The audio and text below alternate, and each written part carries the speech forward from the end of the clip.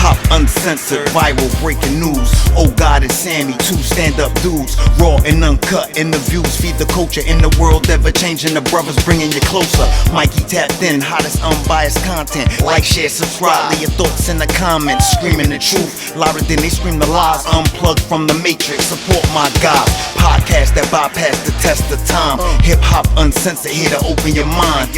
Bringing you the latest from the world of entertainment. It's time to get into it. Y'all ready? Let's do it.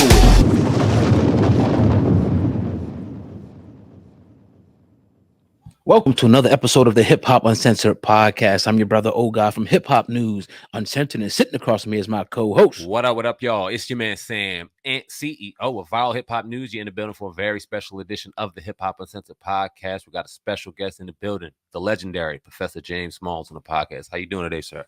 I'm good, sir. It's good to be with you. Thank you for coming on, and thank you for gracing us with your presence this afternoon. And for our viewers, enjoy the commentary. So let's get right to it. We see what's going on in the world right now. Well, how are you feeling about what's going on in the world? I should ask you that as a whole. We're in 2022, almost approaching 2023. These last couple of years have been something to remember, to say the least. How are you feeling about everything? Well, I think Black people are doing much better than we let ourselves know that we're doing. But we are a big number, and a lot of our people are not doing better. And those who are not doing better is injuring the one who's doing better. Yes. So we have to try to make sure, as those who are achieving financially and culturally and becoming a part of industry and corporate development in America, that we look back at that working class and the underclass and make sure that the opportunities for them to get out of poverty is there. And I don't think we're doing that very well.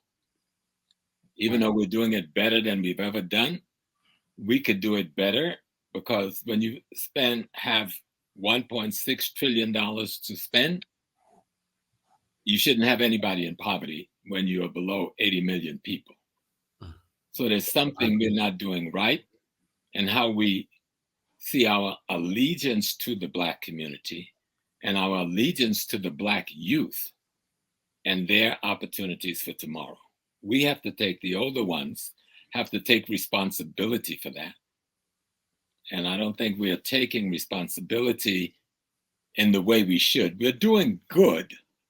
And because everybody show our pathologies, how many people get shot, how many people's in prison, how many people are dying from cancer. Yeah, but what about how many people finished college last year? What about how many Black people who opened businesses last year? What about how many Blacks who became millionaires last year? What about how many Blacks became doctors, lawyers, and real estate brokers? No one talks about that expansion, yet all of that is expanding. But we're a large number of people. We're nearly 80 million. Now, the government says between 40 and 60, and then they say, we didn't count 30% of you. Well, I'm counting the 30%. Okay. And so we're looking at close to 80 million people. And so much of the area where they live, that we call inner city, or the area that are impoverished, is controlled economically by other than Black people. See? And that is the root of the problem. And sadly, many of the people who control the economics where we live are people we would refer to, and I don't like the term, but as other people of color. So they've become our parasites, and we become their saprophyte. We dumped the European parasites in the 60s, and they played a game on us. This is, okay, we still own the buildings. We won't rent it to you, okay? We still control the liquor license and this license. Well, we won't rent them to you. We will bring in other ethnics. Many of them will look like you, but they will not invest their money in your community. They will not live in your community. They will not fight in your political battles. And so I'm still there, and brown face, yellow face, beige face, says the white man. But clear enough. Yes, sir. Okay. Absolutely. I want to talk about integration, in your opinion. It's a lot of stuff to unpack, but I just want to kind of start here.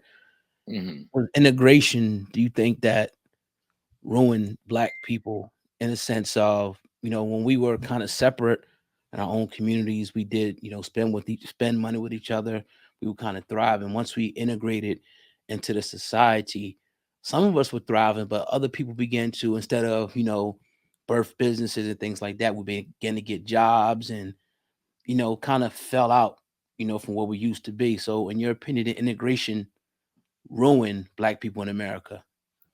2 books. The Integration Trap, The Generation Gap by Obiti Shaka. The Integration Trap, The Generation Gap, or vice versa, by Obiti Shaka. You need to recommend that book to all of your listeners. Okay. The second book, which is the most extraordinary, is called Plural But Equal by Dr. Harold Cruz. He breaks down the civil rights movement, the infiltrators, the collaborators, those who divert our energy, because our people's fight was not for integration. Our people was fighting to destroy desegregation. Okay, let me tell you how the difference there. So this integration thing means we're gonna come and do what we did. We closed all of our businesses, stopped by not supporting them, and began to support all the white business because they stopped looking newer, better, etc., because they had the money. But segregation, we were just saying, give us the opportunity to build our businesses. Don't burn our businesses down. Right. Give us the opportunity to own land. Don't redline us so we can't get the bank loans. That's what we were fighting against. But the enemy pulled a trick on us. And so instead of fighting for desegregation, he flipped our fight into disintegration. And it's been one of the worst things that has happened to us because it led to a greater abandonment of the Black economic foundation of the Black community than what happened in Tulsa when they burnt down Greenwood and Black Wall Street. That sound cruel? Look around the nation. Look at where we were in terms of business ownership. Look at where we were in terms of creating an economy in 1960, and look at where we are now. We're making a comeback now. But God, we lost a lot between 1965 and 2015. Because at the end of the day, here's what we're talking about, my young brothers, my children, really, you could be my grandsons, right? I'm 77 last Saturday.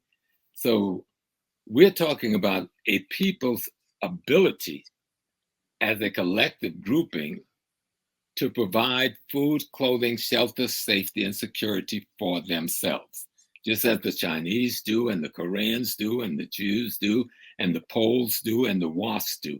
That's what they do, right? That's what wealth is about, right? Being able to provide the food, clothing, shelter, safety, and security for yourself, your family, your group.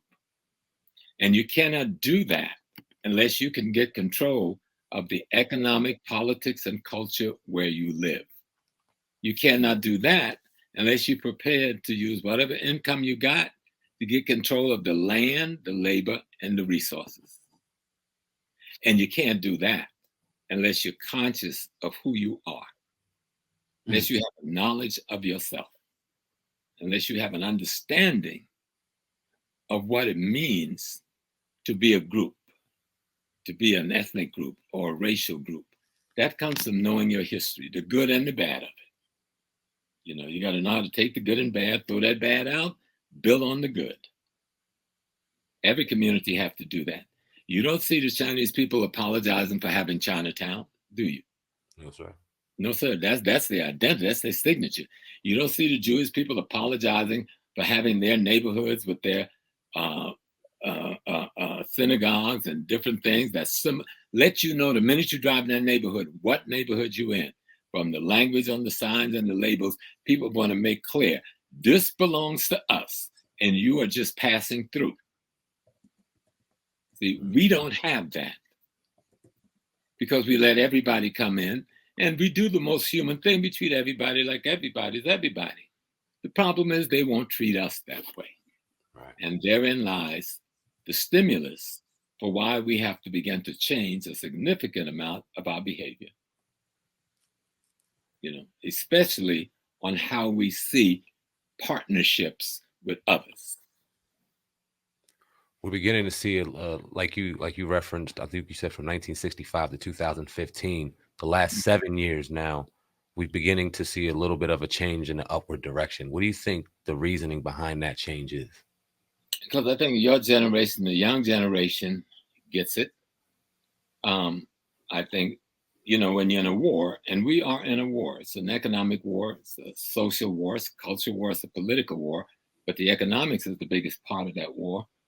And we've made a lot of money, young people who have been able to use their college education and their skills, and those who've used the music industry and the sports industry. A lot of those young people have come back to the community in many different ways and opened industries and created businesses.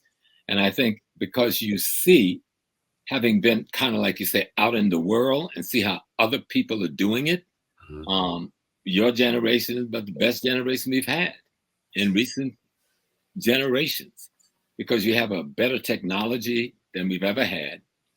You use that technology better than we've ever used technology as a Black community.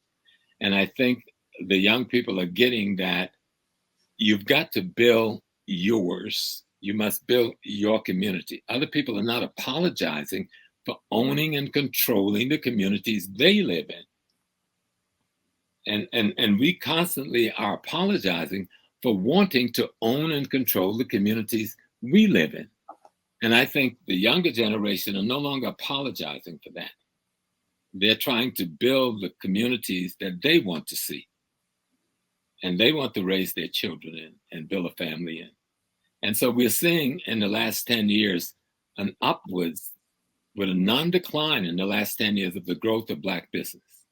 We've seen, contrary to what the pundits say, the Black voting rate, including the Black male voting rate, have been on an upward swing for more than 30 years, dipping only twice. One when Miss Hillary, thank God, didn't win, was running, and there was one other time. But there's always this myth that we don't vote. Well, how did we get all these tens of thousands of Black elected officials across the country? So stop letting people playing with you. We need to get more of our people on the voting rolls, and they've used something against us that we didn't pay attention to. When you felonize a population, you've taken them out of the voters' roll. Do you realize that? For sure. Even if your felony didn't put you in prison, it takes away your right to vote because you get charged with a felony. Yeah, you walked on it, but you still got a felony on your record. You lost your right to vote in that state. Do that for a couple of million people and see how it looks in our community. And that's what they've done. But they don't let us see that because they're constantly screaming, crime, crime, crime, violence, violence, violence. And what they're doing is using almost a Gestapo police tactic. They use the same thing against the Jews in Poland, Czechoslovakia, before the Second World War. Studying usually is surprising. People who suffer something support the same thing being used on another people. You know, instead of allying themselves with that people stop it. So you've felonized millions of young Black men. That means you've taken millions of young Blacks off of the voter roll. Some for perpetuity. Some will get back on after some period of time. They finish probation, they finish parole, if they know how to fight to do it. Most will never get back on. That's political power lost. See, we live in America. We don't live in Cuba. We don't live in Russia. This is not a socialist economy. This is a capitalist economy, all right? This is an electoral politics structuring. If you want power, you got to seize power starting with the local level by getting control of the political office, starting with the school board, to the city council, to the state assembly, to the governorship. And you do that through organizing and educating your population on how to use the ballot. I'm a cold-blooded Black nationalist and Pan-Africanist, but I've never missed a day voting. Okay? Yes, sir. Our people fought and died to do that. That wasn't no pissy whip trail they were on. Okay? Those people died in the South and some in the North.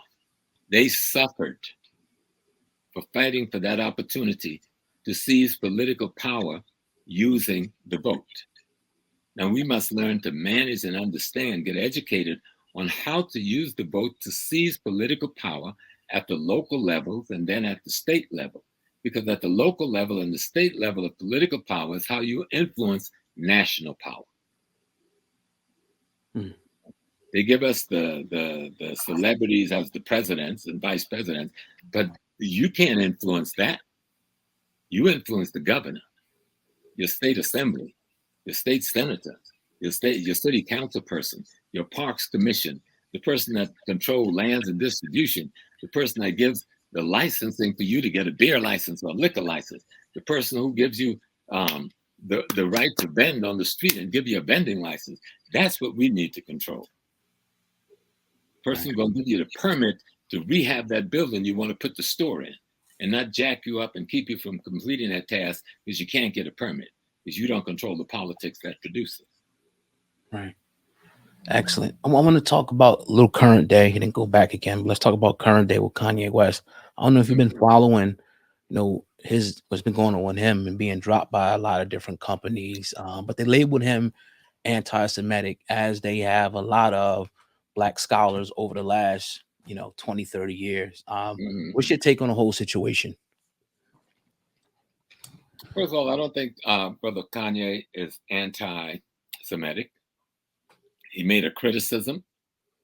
Some may think it's harsh, but history will erase the mystery. For all those who want to judge Kanye, study the history of the music industry. Study the history of the music industry. Just started from the 1940s to the present, and see who's been making the billions upon billions of dollars off of the Black artists. What ethnic group? What community? Who control and own most of the record labels from the 1940s to the present day? Who was controlling most of the publishing from the 1940s to the present day? You heard Michael Jackson calling some people out before Michael was murdered. He was trying to tell you. Sam Cooke was calling him out before Sam was murdered. He was trying to tell us way back then, 1964. But we haven't been listening because we didn't have enough people in this thing to really see. I talked to Brother Tupac, the youngster, 2 days before he was killed. And he told me that him and him, and like, I don't have to make this up, because anybody know me, I know that family, and my children knew him well, and he knew me well. And we were talking. He had called to talk to one of my children. And then I was handed the phone and said, Dad, Pac want to talk to you. So I was beating him up for something else, the kind of things uncles and fathers do with behavior. And then he said he wanted to talk. And I said, okay. He said, I'll be in New York next week. I'm down in Vegas now. We're going to the Spike thing. I said, okay, cool. He said, but I want you to know that the rift between me and Biggie, that ain't real. He said, they're creating that. He said, that ain't real. But I don't think they realized how serious it was.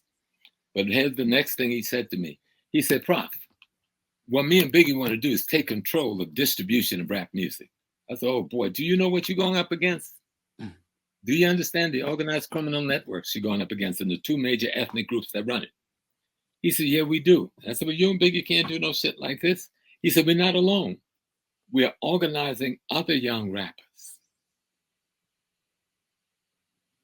And he was dead within 48 hours of that conversation I had with him. A couple of other brothers were murdered in New Jersey. One of his cousin, another young rapper, who was, y'all know their names better than me. I'm old. I don't remember everything. But Tupac wasn't the only one that was killed around that issue.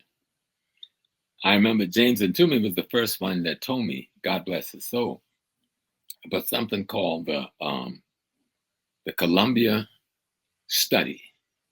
Columbia Records paid Harvard University, I think in the 50s or late 60s or something, to study how to control the music industry, because they were having so many conflicts with Black folks because they had them in such draconian contracts. People were ready to shoot some people.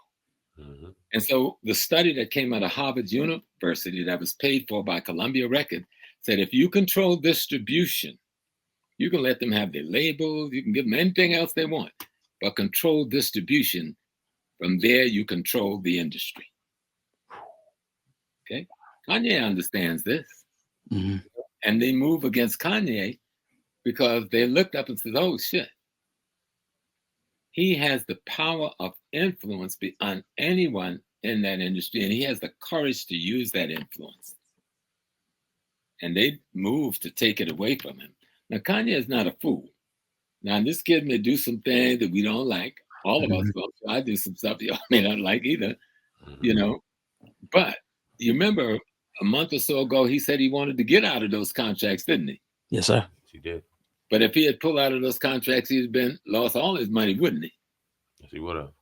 I don't know what he did to make them pull out of the contract, but I call it genius. Did you hear me? Yes, sir. Okay. I want to go to one of the comments that he made that made us as a culture, maybe not us in particular, but as a whole, very emotional. And that was the comment when he said slavery was a choice. Now, we assumed, or we took that as him saying something a little broader than what we were actually hearing, the words that he actually said. What did you think about that comment, and how did you feel about the reaction that we gave him for that comment? I think the comment was childish, immature, and showed a lack of knowledge and understanding of history and politics. He may have been trying to say something else. He chose the wrong framework in which to put it. But I didn't see Adidas or anybody else pulling out of his contracts for making that statement, which was worse than anything they're calling anti-Semitic that he did. Yeah. Okay. I didn't see nobody condemning him across the national TV network, where every network is chiming in, because it seemed like they're all in cahoots together. I don't know what that's about.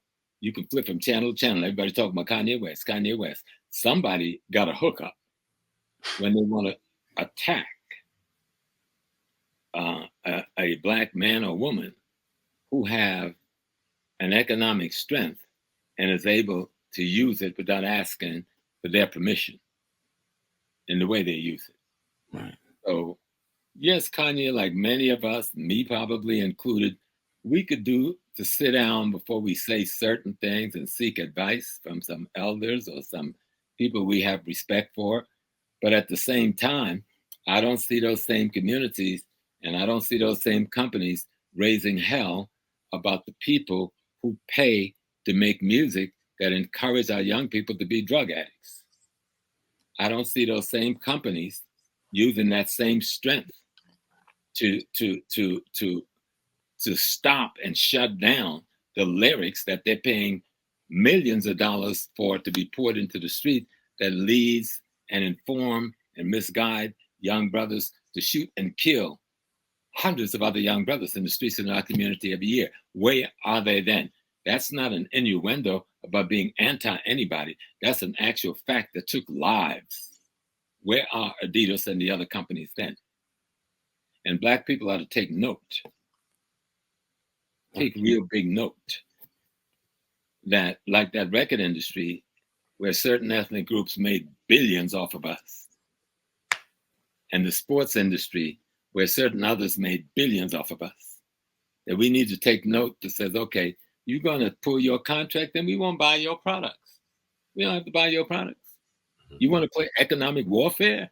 We spent $1 trillion with you last year. You want to see what it looks like when we pull back a black $1 trillion from your corporate structure? You want to see what that looks like? We'll shut you down nationally.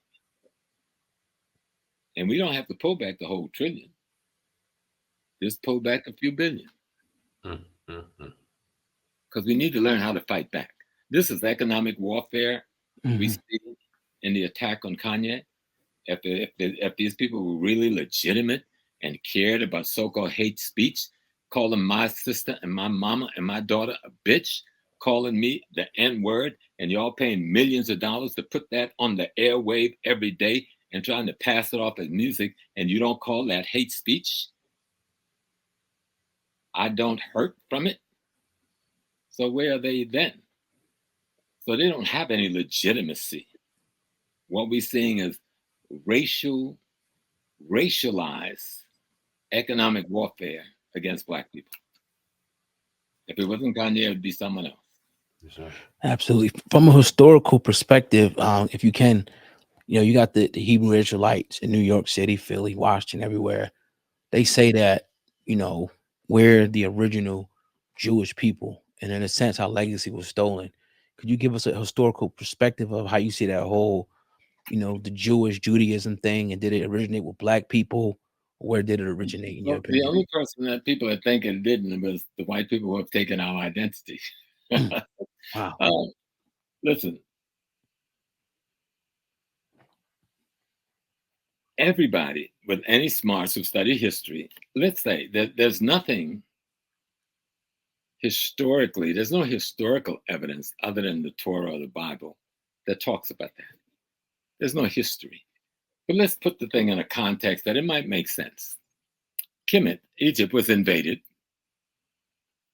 at a certain period in time by the Hittites, well, originally the Hyksos, and then the Hittites.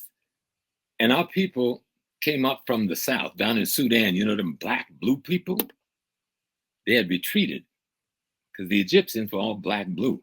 I don't know how they can go and look at these jet black mummies and pretend it's them. It's like an insanity beyond anything I could imagine. I don't understand because I've been there. Look at all these people with the big lips. They got this one little white statue of Nefertiti in Europe that the man who faked it wrote on his deathbed that he faked it, and the letters is in all of the world archives to see, and all of the rest of the pictures of Nefertiti, she's got lips better than mine, more beautiful than mine, and they pretend it's not there. That notwithstanding, the people we call in the Hebrews and the people we call in Egypt, these are all black people. If the Hebrew came into Egypt, let's take their story. So they came into Egypt at a particular time, and they were there for nearly 400 years. You telling me all them big black men in Egypt didn't say shalom, shalom to one of those beautiful sisters who was Israelites? I don't know what's wrong with people. What's wrong with their head?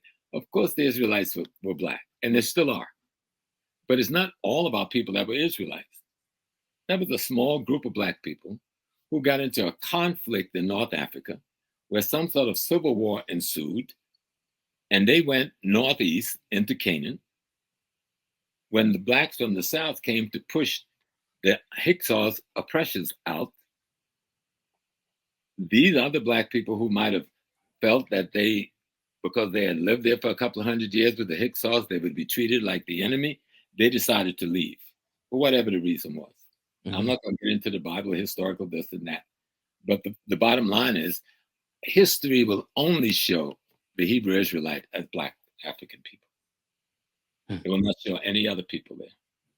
The people we call the Ashkenazis and the Sephardics, the Ashkenazis, the German, the Polish, the Jews, these Khazarian people from northeastern Europe who now there. They didn't even, in their own history, it tells how the king of the Khazars converted to Judaism. His whole people, he converted them to the Hebrew tradition because he was looking for a unifying force. And he didn't want to go with Islam because Islam was at war. He didn't want to go with the Christianity thing. They were at law. The Khazars of Eastern Europe were primary mercenaries for both the Christian and the Jews. So he picked, and the Muslims. So the Khazarian kings picked a tradition that they thought would be more sedentary. And that's how the Eastern European became heavily Jewish. Now, some of them became that because of the blacks that the Roman captured and took into the land, and that the Greeks captured and took into the land. But the majority of them have no black blood at all. A few of them do. And that's why you use terms like Oriental Jews. They're trying to say they may be a little bit not so white. You know what I'm saying? So that's why you can see black Palestinians. The Palestinians, which is another fraudulent identity, the Palestinians are part of the original Hebrew Israelite population. That's why they're so black and brown. They became Palestinians when they got converted to Islam, which was a new ideology that became a religion. It can get complex. That's why studying history is very important. And Dr. Ben's book, Black Man of the Nile and His Family, I think is a good book for people to start with. And then a book by a brother named Robin Walker from the UK. Robin wrote a book called When We Rule. And he covers about 3,000 years of our history, including that period of time. And he'll bring a lot of light, shed a lot of light on this period. But no, our brothers, Hebrew Israelites, they're black folks. you know. But the weakness is that all Black people who have had an experience in history try to make all Black people that. No, it's like the Moorish community. You had an experience in North Africa with the Arabs and the Jewish people running from the Roman people. But that wasn't all of Africa that had that experience. Okay? So take that experience, put it in its context, and forge your identity around that. But don't come and tell me I'm living out in the bush in South Africa that I'm a Moor, because that's silly. Right. You know? So we have to just learn history, get rid of the mysteries, understanding our racial relationship, unite on the basis of that. That's what we really call Pan-Africanism. You know, we are a melting pot of humanity, Black humanity, with multiple ways of expressing our understanding of divinity, cosmology, and ecology. And we call that explanation culture. And it varies depending on where we are. But the laws we're trying to teach one another is universally the same. Right. I seen that you been all over Europe, Africa, the Caribbeans teaching. What are some of your experiences that you've seen as far as the dichotomy with race everywhere? Black people in the Caribbean, Black people in Europe, Black people in Africa. Are there some like similarities between Black people in the US? Can you kind of talk about some of the things that you've seen? Oh, yes, sir. We are the same people. What the differences we see among us is the things of the Europeans that we've adopted in our character. If we dump their adaptations, we're the same. You know, some of us were brought to the Caribbean. We were enslaved there. We fought wars and rebellions there for centuries. Some was brought to North America. We were enslaved here. We fought wars and resistance. Some are in Europe. People never talk about before we were brought to North America to be enslaved, we were taken to Europe and enslaved. They never talk about European enslavement of African peoples, even before the transatlantic slave trade. You understand? And then there were those who went there with the invasion of the Moors into Spain and into France and who stayed as a part of that population. And then there are those who migrated during colonialism. That's the military genocidal occupation of Africa after the Berlin Conference in 1885 by all of the white armies of Europe, financed by Wall Street. They said, well, America didn't have no army there. No, your army was your money. You paid the others to kill and murder Africans and rob their gold and diamonds and cobalt and other things from them. And so that's why history is important, because it'll clear this shit up real quick. You know? It lets you see it, real birth.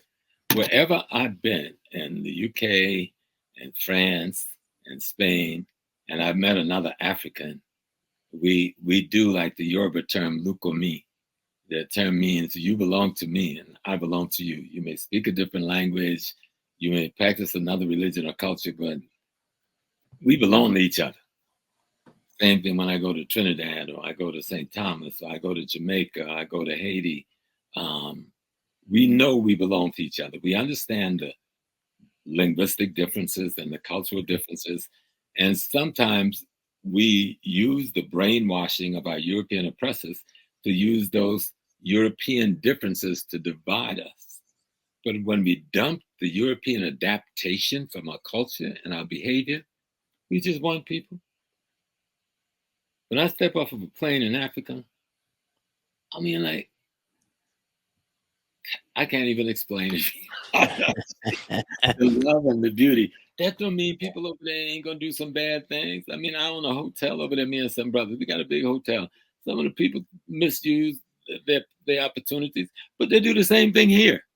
That ain't an African thing. Greed ain't an African thing. Robbery ain't an African thing. You know what I'm saying? But for the most part, when I step on that continent, I am in heaven. You know, even on a bad day, even taking a car, we ran into a flood one time. We were trying to figure out what to do. So we said, okay, some old people were so smart. They said, look, take the battery out of the car, put it on top of the car.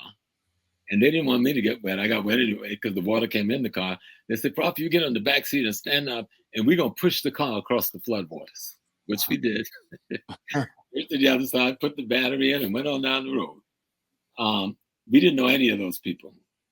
You know, The three of us riding on the road and ran into the flood.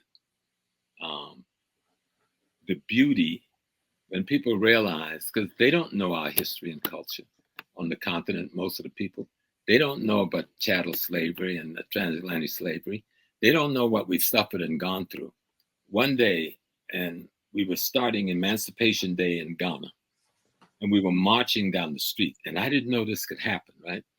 These young people from the University of Legon decided they would dress up like enslaved people and be shackled and chained, and they were being beaten with a whip, right? I lost it. This is the first time I know this could happen. One moment I see the girl get hit with the whip and I see the welt come up on the back. And the next thing I know, I got 4 people holding me on the ground because I done beat up the brother that had the whip, right? And the minister saying, small, never come. I went there. I went there and didn't know I went there to rescue this woman. And the young people are standing over me saying, oh, Prof, we just wanted you to feel what y'all felt. We wanted to feel what y'all felt. I laid on that ground and cried until they picked me up. And I apologized to the young man that I jumped. And about a week later, Dr. Jeffries, my teacher, and I, we were riding in the north, and I'll end this. And we get to Kumasi. And the brother, who's our tour guide, showing us around the palace of the Asantehene, the King of Kings. When we get upstairs where he does the lecture, he just broke down and started crying. So we wanted to know, did we do something wrong? No, he had seen on TV the marching and celebration showing chattel slavery. They had never heard of this thing happening to their people. And he's crying. This is a man in his 60s, crying like a baby, saying, we are so sorry. We didn't know this happened to you. Wow.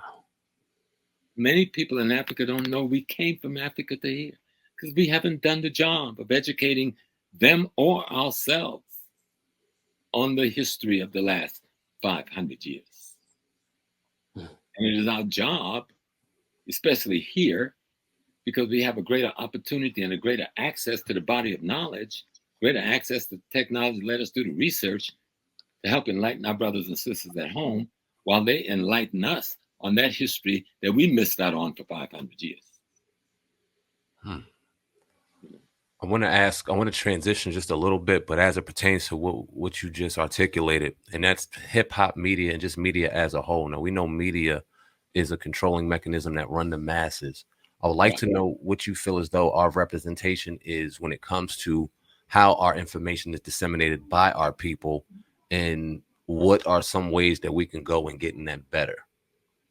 Yeah, it's getting better. You know, when hip hop first started as a genre, because it's not a culture, it's a part of the greater African American culture. It is a music genre that's a part of that culture, like jazz was and rhythm and blues was. And it's one of the most powerful, because people don't really see what hip hop really was. Imagine, up until hip hop, we had access to music schools and high school and junior high. We had access to all kinds of music programs and drum and bugle corps. Something happened after the 60s, and they decided we got to cut them off from the music. Somebody realized that if we can control the music, we can control the behavior of the young Black community. Because it's the young Black community that was marching with Dr. King. Yeah, he had a few elder brothers and sisters with him, but the 90% of those people following Dr. King, they were teenagers. It was teenagers that made up the Black Panther Party. It was teenagers and young adults that made up the Republic of New Africa. It was young adults and teens that made up the Black Liberation Army. Somebody saw that and they had to figure out, wait a minute, how do we control the propaganda? How do we control the information that's influencing that behavior? So they cut us off from the music. Think back and remember when they took music out of schools, took the bands off the streets, took the drum and bugle corps out of the Haru and all the other places around the country. Like, damn, it happened almost overnight by 1970. And then something happened.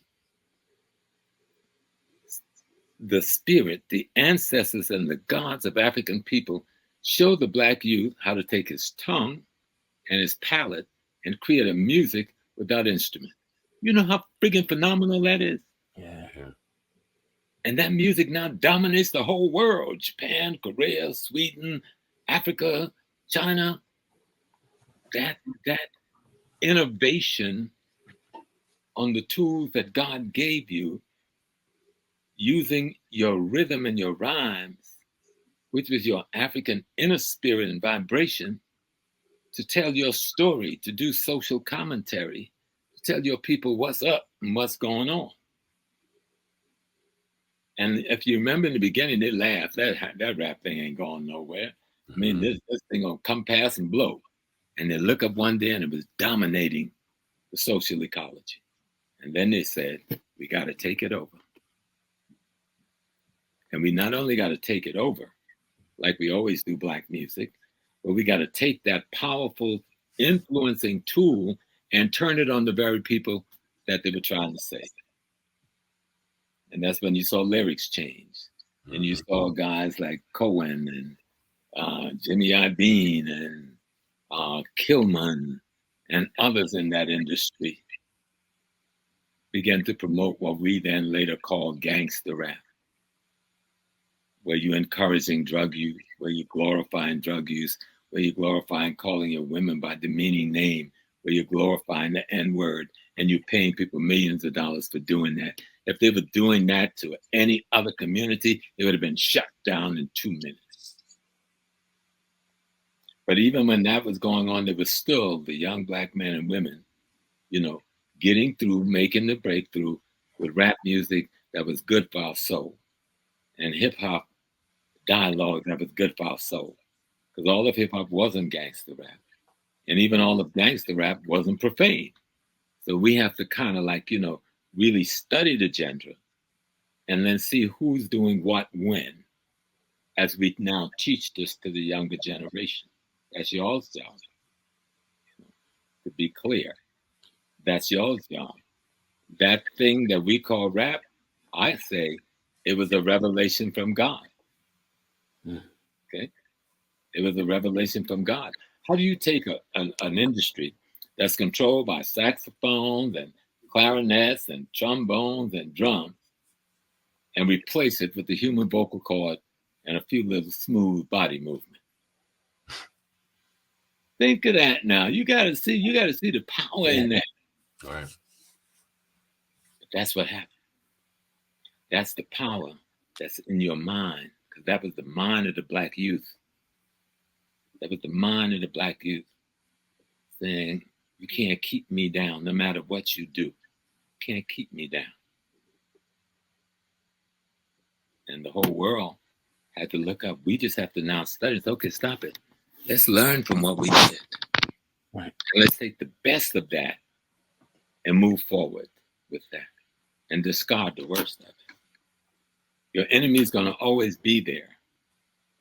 Just like they are now. I saw an article I was reading earlier where somebody made a statement, it's time to shut Kanye down. Who the hell are they? Right. You shut the Black race down. You can't shut us down. Yeah, Kanye have some issue, but that's our issue. He belongs to us. He's ours. Mind your business. Keep your hands off of him. He's ours. And what you said he did, he didn't really do, because I've read the statement over and go, what did they get so upset about? Mm-hmm. They got upset about the power of influence that the young man had, both in his dialogue and his music. Yeah. He had made some misstep in his personal life or social life. Even the three of us have made some missteps, all right? I've been married for 51 years, but I made some missteps, okay? Mm-hmm. Even I had 2 children, 1, 2, gotta count them, before I got married, you know, by 2 different sisters. God bless their souls. Because I made missteps. I didn't know what I was doing. Didn't know how to do it. I had to learn it. I was reading that you were the like head or chief bodyguard to Malcolm X's sister. What type of things have you know? Can you take us back a little bit through your experience, and in particular dealing with like the FBI and how they kind of viewed you guys back then, if you can? Yeah, they still kind of view us the same way today. Right. I was Ella's bodyguard. I was also the imam of the Muslim Mosque Inc. at the same time, the mosque Malcolm started. At age 21, I was the imam, one of the youngest in the country. Didn't appoint myself the imam. I was elected by a council twice because I turned it down the first time. I didn't want to be no religious nothing. I just wanted to fight. I wanted to be a soldier in the revolution. I wasn't interested in no religion. But the second go around, Hisham Jabbat, a brother who buried Malcolm, asked me to walk around the block, and Hisham tricked me. He said, listen, James, if you do this for us for 1 year while we train somebody, we'll be grateful. But 1 year turned into 11. And I learned a lot. But as Ella's bodyguard, we were dealing in a world, Malcolm had just been murdered. I became her bodyguard in 66. Malcolm had just been murdered in 65. The Black Panther Party was just growing in its intensity. The Black Liberation Army was just being given birth to. The Utah Fighters, that's another force most people never heard about. The International Commandos, these were guerrilla forces working out of our community. And so we were infiltrated, not just by the FBI. See, they tried to play us with one. We had Army intelligence, Navy intelligence, state intelligence, corporate intelligence, New York City Police Department, or local municipal intelligence, CIA. They were all in our communities. Okay. There was an occasion, and I can call his name. He's an ancestor now, but he was a friend of mine. He was the highest ranking Black police officer in New York City. His name is Chief Inspector Eddie Waits. He loved his people and he served his people, and he saved me multiple times because I saved his son on an occasion. And Eddie, let's say I helped his son. I didn't save him, I helped his son. But one day in 1969, Inspector Waits came up to the school. And this time I met him. I was at City College, and I saw this guy pull up in a black limousine, and a hand came out and said, "Hey, Small, well, what did you think I'd do?" A hand waving at me out of a black limousine. I started running in the opposite direction. I go in this building. And then this big, tall black man steps out in full brass police uniform. So I came out the building, but like, what y'all want with me? And he was telling me to leave the state office building site in Harlem that we had taken over a couple of months before because the hit was coming down. So I said, why you want to ask me to leave? He says, because you don't know what you did. He says, you helped someone who was close to me in a certain way. I won't put the private business, but I helped that person. And he says, so I'm returning that favor. And I'm arguing, I'm not leaving. And he wanted me to take my men off. I had about 30 men from the OAU in there. And so he wanted me to take them off. And I said, no. And then he says to me, he says, you don't understand. He says 7 out of 10 of the people on there belong to us in one way or another. I said, man, that don't even sound realistic. Then he started naming them all. Army intelligence, Navy intelligence, FBI, CIA. One person who was on top of me and I thought was my best friend was British intelligence out of Belize. Damn. So they were, and so I removed my men, but I stayed until the hit came that day. And we battled in the streets of New York that day. We battled, brother. We won some of those battles too. But the point is, being Ella's bodyguard, living in a world where we were told that every payphone in Harlem, every payphone in Harlem was tapped. A judge wanted to give Ella, this is 1967. This judge wanted to give her some information. So he sent someone. He said, don't call me. Here's where we're going to meet. And the reason why, he says, not only is your phone tapped, but every payphone in Harlem is tapped. This is 67, right? So that's what you were living under, that kind of surveillance. They were afraid of us then. They're more afraid of you young people now because of your intellectual skill, because of your ability to use this technology and communication, because of your ability to make a music that has broken through all the barriers in the world and carrying a social commentary and a message of freedom to the whole world in the way Bob Marley did it with reggae. That's what they're afraid of. that your genre, your techniques, your technology of hip hop is opening minds to see the contradiction in the political structures and the economic structures and the corporate structures of the world. As you're sitting there, oh, go on, I'm sorry. No, that's it. As you're sitting here telling us that story, it amazes me. I'm sitting here thinking, like, man, a lot of us are punks, man. Y'all went through some stuff in the 60s and y'all really fought, but didn't you say that we are even more important and that we have even more power? So I want to know, I'm curious to know, how close do you feel like we are to financial and physical liberation that our ancestors and that our elders fought for so long? How close are we really, in your opinion? Let me tell you what's missing. Y'all got the money. Y'all got the skills. You got the technical skills. You got the college degrees like we've never had. What's missing is your understanding of history, of yourself in Africa and here. And I know there's some brothers and sisters saying, well, the people in Africa, they sold us. Who sold you? There's a couple of billion people there now. You go line up the ones who saw you, shoot them suckers then. But what are you going to do with all the others who fought for you? Who fought against them? Right. Which is 90% of the people of that continent.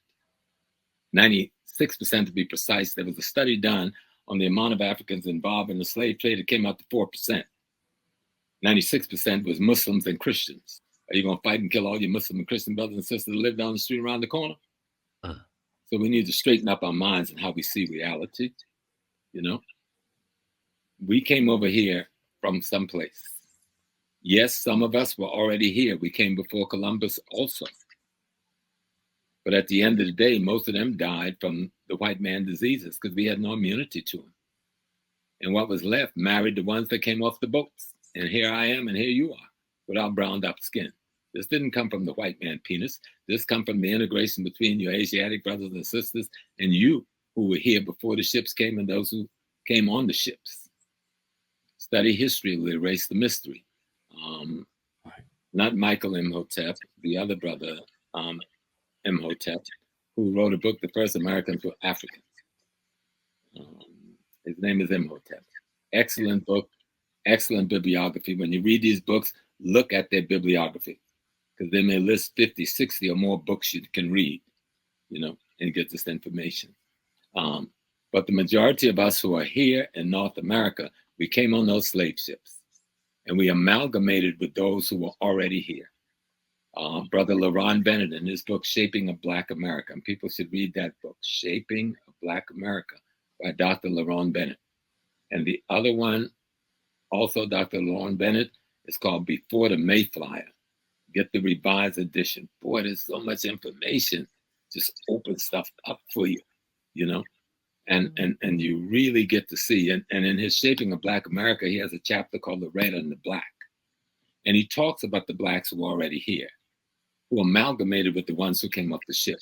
Because the white man said that they all look the same to us. Let's just raid their villages and enslave everybody. South Carolina and Georgia and Florida, and that's what they did.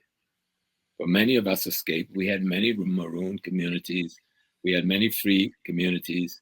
I come out of one of those free communities on my grandpa's side, Andrew Small, you know, up in a place called Burgess today, what they call Murrells Inlet, just above Paul's Island, South Carolina, up in the woods.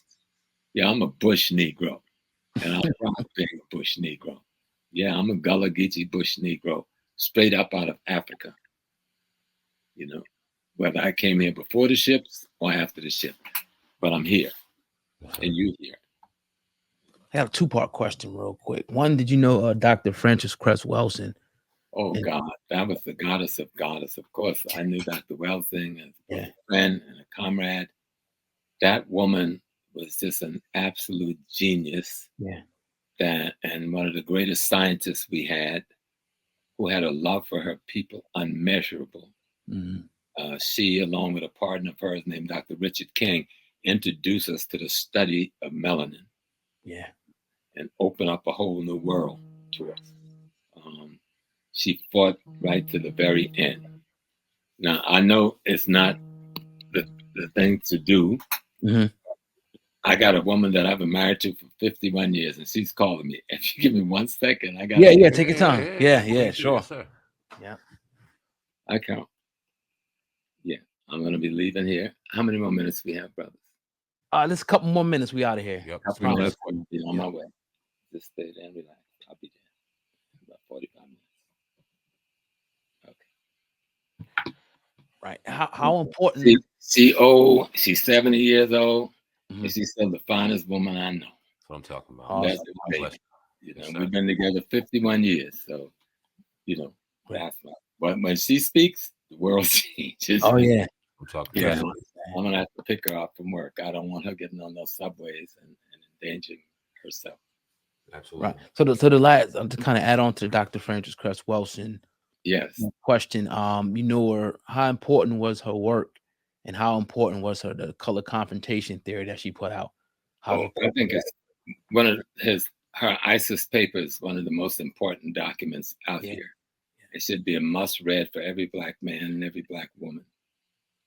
When she talked about the Crest theory of racial confrontation, I think it's got to be studied because, as she said, her teacher taught her, if you don't understand racism and white supremacy, anything else you think you understand will be wrong.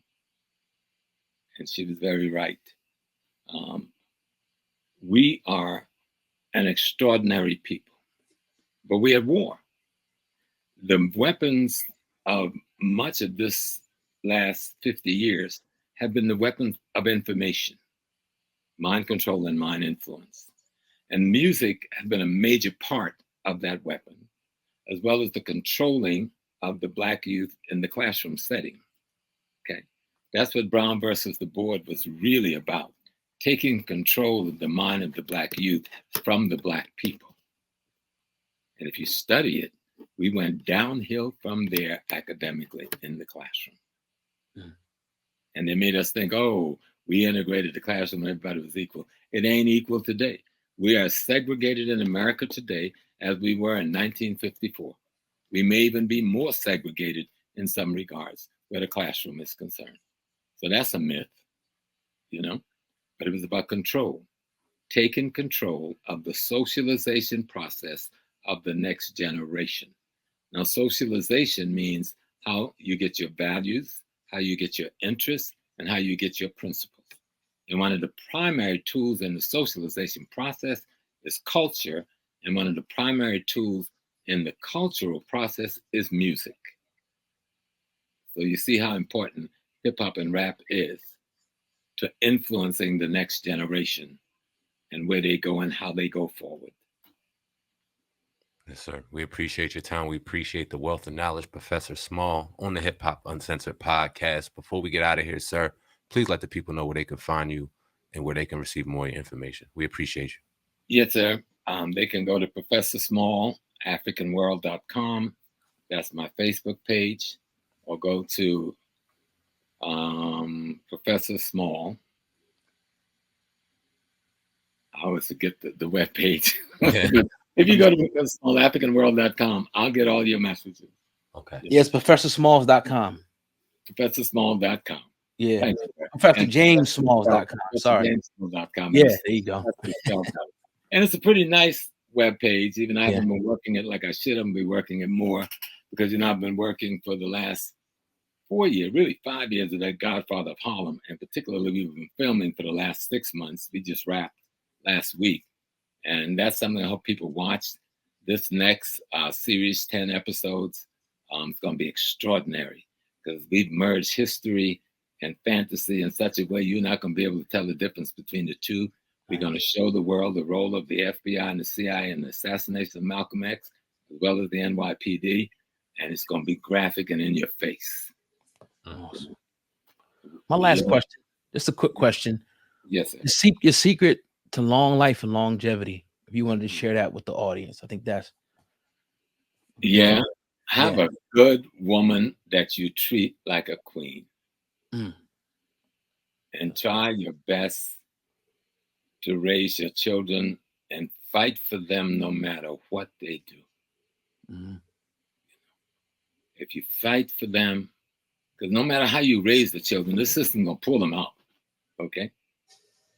But if you give them enough of Africa, enough of Blackness, enough of African-American culture, history, even when the system pulled them they'll be able to fight their way back, and you'll be able to reach them, you know.